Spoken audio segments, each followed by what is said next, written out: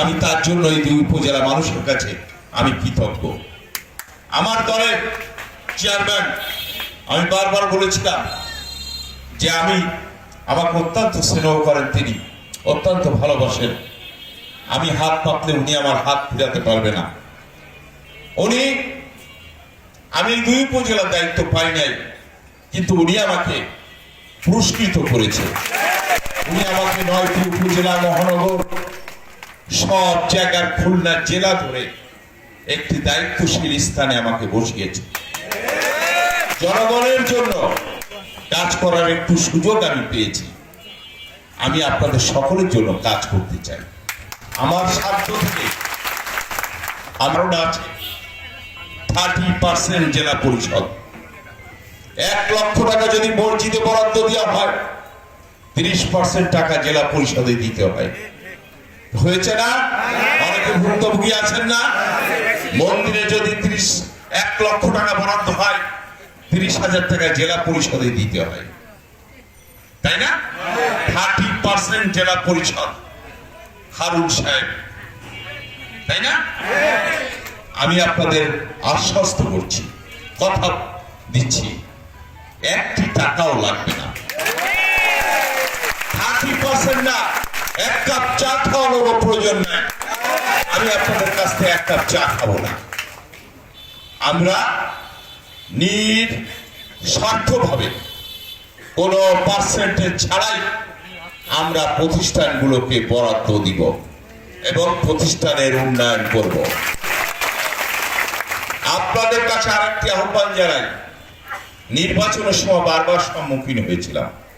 আপনারা যারা অতীতে টাকা দিয়ে রেখেছেন, বরাদ্দ পান নাই, ভুয়া চিঠি পেয়েছিলেন, ভুয়া চিঠি বানিয়ে আপনাদের কাছে টাকা নেওয়া হয়েছিল।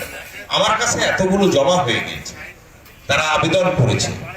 আপনাদের যাদের মন্দির, মসজিদ, প্রতিষ্ঠান কাছ থেকে টাকা নিয়েছে, চিঠি দিয়েছে বা চিঠি দেয়নি, অবৈধভাবে টাকা নিয়ে আশ্বস্ত করেছে যে আমরা টাকা বরাদ্দ দেব, আপনাদেরকে প্রতারণা করেছে, এই আবেদনগুলো আমার জেলা পরিষদে আপনারা জমা দিবেন।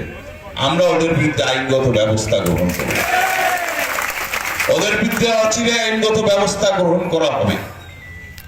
আপনারা এই কাগজগুলো আমার কাছে জমা দিবেন। অলরেডি 50টির মতো কাগজ আমার কাছে জমা হয়ে গিয়েছে। হ্যাঁ, আসতেই আছে, প্রতিনিয়ত আসতে আছে।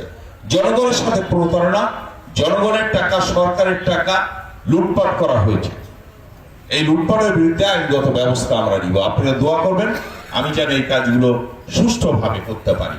আর দুর্নীতিমুক্ত একটি জেলা পরিষদ আমি আপনাদের কাছে উপহার দিতে পারি। আমি বারবার বলেছিলাম যে দেখুন, বাংলাদেশের রাষ্ট্রীয় ক্ষমতা ইনশাল্লাহ বিএনপি যাচ্ছে। আপনারা আমাকে ভোট দিলেন, এই এলাকার উন্নয়নের জন্য আমার হাতখান যদি আমি প্রধানমন্ত্রীর দিকে বাড়িয়ে দিই, উনি আমার হাতটি ফেরত দেবে না। কিন্তু আল্লাহ হয়তো কপালে লেখে নাই, হইতে পারি নাই।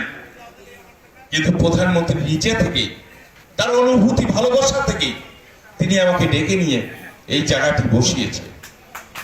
এই জায়গাটুকু আমি অপবিত্র করতে চাই না, ওনার সম্মানটুকু আমি ধরে রাখতে চাই। আমি আপনাদের ছেড়ে যাব না। আপনাদের বিপদ আপদে, সুখ দুঃখে আমি আপনাদের পাশে থাকবো। তাইতে কোনোদিন যদি আবার নির্বাচন করি, আপনারা আমাকে ভোট দেন আর না দেন, আমার দায়িত্বটুকু, আপনারা যে 1,24,700 মানুষ আমাকে প্রতি আস্থা রেখেছেন, আমার প্রতি ভরসা রেখেছেন, সেই কৃতজ্ঞতা বোধ থেকে আমি আপনাদের পাশে থাকতে চাই।